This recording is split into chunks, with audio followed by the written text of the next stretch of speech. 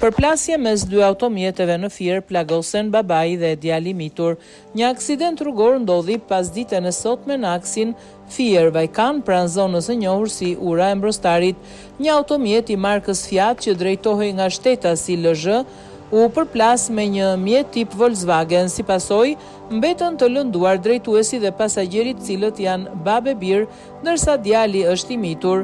Të plagosurit u dërguan me urgjencë në spitalin rajonal Fier, ku po marrin kujdes mjekësor dhe ndodhen jashtë kujdesit, jashtë rrezikut për jetën. Shërbimet e policisë dhe grupi hetimor kanë bërritur në vend ngjarje dhe po punojnë për të përcaktuar shkaqet e aksidentit.